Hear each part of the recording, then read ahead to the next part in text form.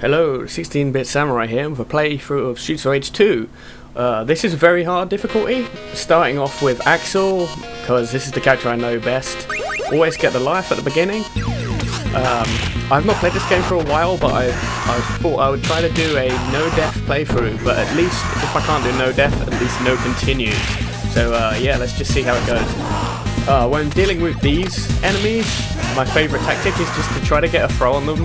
They're pretty easy to throw and you can just throw them into other ones.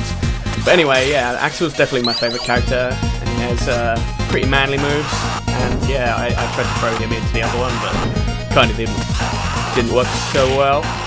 So yeah, Streets of Rage 2 is a brilliant game if you've never played it. The most important thing to sort of get a hang of is recognising the different enemy types and knowing how to approach them. That guy that I just killed there is, like, I like to call him the uppercut enemy. He tends to uppercut you if you jump, so the best way to approach him is to either grab him or, you know, from the sides. This guy slides across the floor, so you have to be really careful, especially if there's more than one, but if there's just one, you can just jump into him and grab him. He also throws, so you have to be careful, but if you attack first, you would normally get the throw on him. See, this guy, you could basically just throw him over and over again. I try to go for the throw on this guy, get the first throw, and yeah, he gets the throw on me here, and if you hold up and jump as you get thrown, you will basically counter the throw and stand up, and it can be really useful getting you out. Anyway, this is a standard minion, and yeah, they're pretty easy to deal with. You can basically throw them, special them, jump into them, yeah, so they don't really counter anything, but if there's more than one of them, they can be really annoying because they don't knock you back, so you can get sort of frame trapped by them.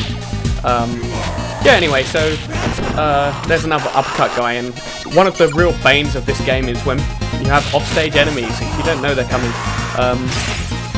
Something that's really useful actually is I've noticed that I've played this game a lot, but I'm not pro. I mean, I've not actually played it for ages, but I used to play it all the time as a kid. Is that enemies either spawn by location or they're time-based, so you can pretty much just wait and take them on one by one, especially if they're the kind of enemy that gets spawned by you passing a certain line. So yeah, anyway, I mean, for some reason that guy gives extra points, and points mean lives, but as I mentioned, going to try to do a no-life playthrough. It shouldn't really matter. And yeah, apple means health, so that's always good. Yeah, look at that gay pose. Oh, take that knife, guy. You have to be careful with this guy because if you get even touched by the knife, you get knocked over, and he just keeps coming. So try to get him off the knife as quickly as possible. One thing I would say is I've probably used too much special. Axel's special, he has a really good neutral special, which means basically if you press the special button without a direction, it's really safe, but you use, I think it's like an 11th of your health bar, or like a 13th, or yeah, you can do it like 13 times before you die, but if it stops you from taking damage, you never really want to get surrounded by the enemies, especially on Axel, as his, the characters do have like a back move where if you press, you hold punch and press jump and it does like a backwards punch, but it's really not that great. Definitely the best way to deal with multiple enemies is just throwing them, and Axel's super safe with his super amazing Shoryuken uppercut, which isn't a Shoryuken because that's a different game. And here I go, gay pose across the screen.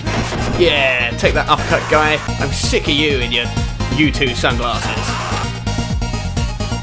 Yeah, take that. See, yeah, you can also frame trap the enemies, which, you know, Streets of Rage 2 is such a fun game. This is very hard, like I said, but if you're just learning it, I'd just play it on normal. There's no real need to play it on easy, but it's so replayable. The amount that you... Oh, see, I knifed that guy, and he was... How dare you? How dare you? I'm not getting beaten up by a street bug like you. Yeah, so I went for the classic frame trap on this guy. So basically, if you get the timing right, you can just spam the first punch of your combo, and, you know, oh, I messed it up a bit there. So I resorted to uppercut tactics. I really don't like it when the enemies are off screen. Oh, delayed reactions. Yeah, so if you sort of bait them out, they will come out, but you can defeat them off screen. It's just you're more likely to take damage, so it's not normally the best option. Yeah, something else I'll say about this game is the music is amazing. This has got to be like the most in any game ever. And yeah, it's so atmospheric. I mean, going through the bar, you know, killing all the enemies. Watch out for the slide guy. Like I said, when there's more than one, they can be really annoying. And yeah, like using the throws against them. If you don't take the throw damage, it's really, you don't lose anything from getting thrown, so it can be really useful. The only thing you have to watch out for, like I said, is if they're sliding you, they tend to slide you if you get too close. If there's more than one, they can sort of trap you in a way that you can't get out of it. So the best thing to do is, if they're doing that, is just to knock them all over or get out of the way. Like it happened to me there. I got slowed down by the other guy and just ended up taking it. The damage isn't huge, so yeah, whatever, man, whatever. You think you're so cool with your jacket and your tight pants. Yeah, so anyway, just trying not to get surrounded is always a good move. And like I said, this uppercut guy, they can be super annoying and yeah, shut up, yeah. So yeah, if you get surrounded by those guys, and they tend to spawn in boss areas as well, which can be really annoying, especially if it's like the flying boss, like the second level. But yeah, on their own, they're no threat really, and they can be quite useful because they're easy to grab. If you can grab an enemy and like that and throw them backwards into the bosses, they take damage. So that's always something to try. But yeah, anyway, moving along. Yeah, very hard is, I think once you get used to the game, very hard is not too bad. The only thing that can really get you is that the enemies speed up, and especially on Mania, do Mania which will get you, but the enemies speed up so much that it's really hard to catch them in combos and throws. I'll probably try to do a playthrough on Mania, but I need to sort of reacquaint myself with the game. Oh yeah, so Whip Woman. The most annoying thing she has really is that when she gets up, if you try to attack her straight away, they basically have like invulnerable moves. So just dodging the whip, and then you can, you know, get them in the throw traps. And as she's getting up, just wait a little bit and go for the reset like that. If you do the down air like that, it's basically you do the jump and then down attack.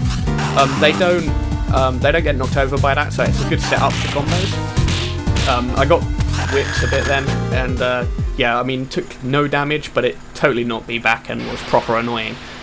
So here's a first level boss, the Bartender of Death. The best thing to do here is not cross the middle line, because it means that they won't go aggro on you, and you can just clear up a couple of the minions beforehand, throw them around. Make this guy my bitch. Yeah, you're totally my bitch. Yeah, you love it. So yeah, I mean, the only thing about Axel is you really do end up spamming the uppercut in the later levels, but using a sort of combination of throws and uppercuts is normally pretty good. The only thing that Axel has a really bad is his air moves, and his specials aren't great either. His forward, like, moving special, the one with it's like a chain uppercut, it's just really bad. Oh, I shouldn't jump this guy. And you just end up taking a lot of damage from it.